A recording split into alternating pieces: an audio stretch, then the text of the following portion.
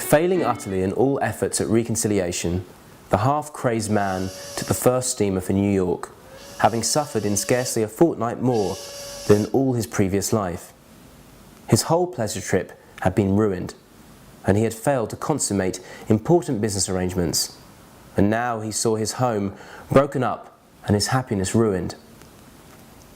During the voyage, he scarcely left his stateroom, but lay there prostrated with agony. In his black despondency, the one thing that sustained him was the thought of meeting his partner, Jack Evelith, the friend of his boyhood, the sharer of his success, the bravest, most loyal fellow in the world. In the face of even the most damning circumstances, he felt that Evelith's rugged common sense would evolve some way of escape from this hideous nightmare. Upon landing at New York, he hardly waited for the gangplank to be lowered before he rushed on shore and grasped the hand of his partner, who was waiting on the wharf. "Jack," was his first word, "I'm in dreadful trouble. You are the only man in the world who can help me." An hour later, Burwell sat at his friend's dinner table, talking over the situation. Evelith was all kindness, and several times as he listened to Burwell's story, his eyes filled with tears. "It does not seem possible, Richard," he said, "that such things can be. But I will stand by you. We will fight it out together. But we cannot strike in the dark. Let me see this card." "There is the damn thing," Burwell said, throwing it on the table. Evelith opened the envelope, took out the card, and fixed his eyes on the sprawling purple characters. "Can you read it?" Burwell asked excitedly. "Perfectly," his partner said.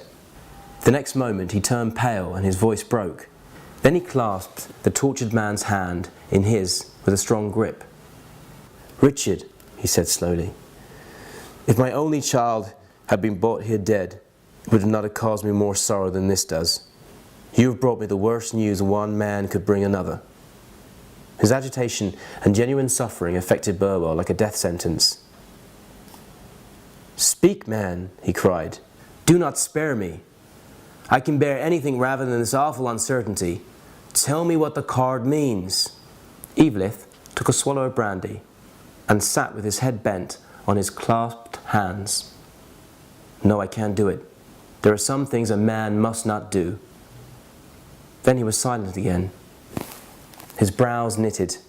Finally, he said solemnly, "No, I can't see any way out of it.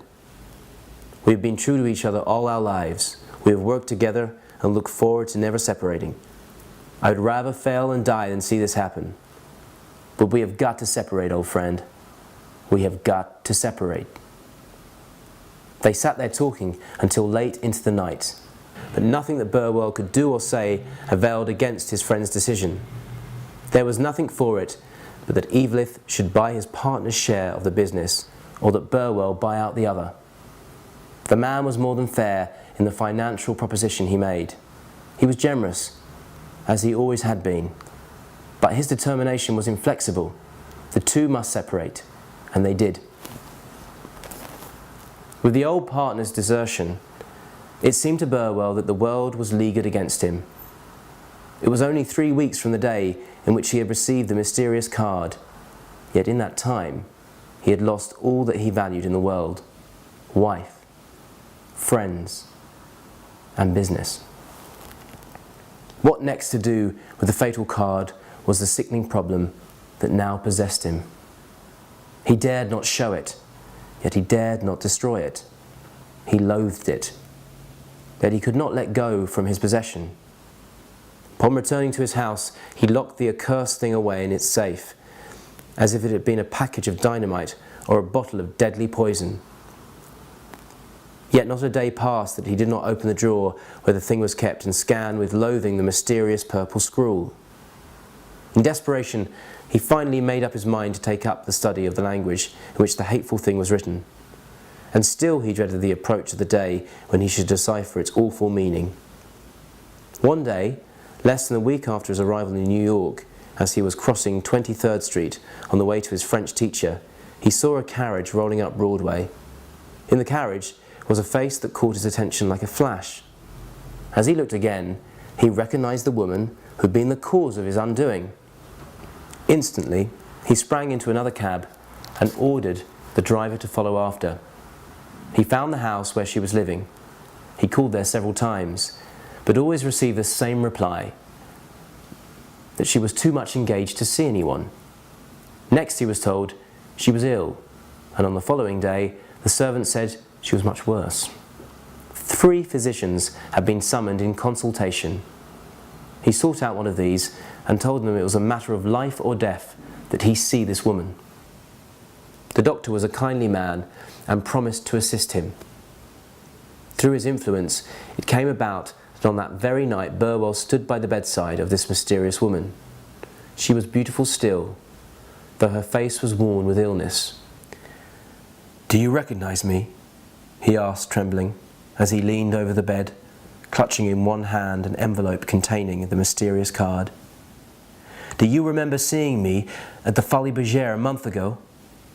"Yes," she murmured, after a moment's study of his face, and he noted with relief that she spoke English.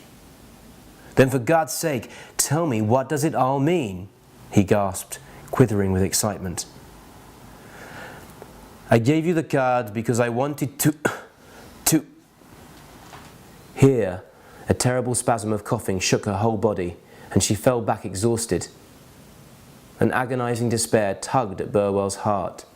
Frantically snatching the card from its envelope, he held it close to the woman's face. "Tell me! Tell me!" With a supreme effort, the pale figure slowly raised itself on the pillows, its fingers clutching at the counterpane. Then the sunken eyes fluttered, forced themselves open, and stared in stony amazement upon the fatal card, while the trembling lips moved noisily, as if in an attempt to speak. As Burwell, choking with eagerness, bent his head slowly to hers, a suggestion of a smile flickered across the woman's face. Again the mouth quivered. The man's head bent nearer and nearer to hers, his eyes riveted upon the lips. Then, as if to aid her in deciphering the mystery, he turned his eyes to the card. With a cry of horror, he sprang to his feet, his eyeballs starting from their sockets. Almost at the same moment, the woman fell heavily upon the pillow. Every vestige of the writing had faded. The card was blank. The woman lay there, dead.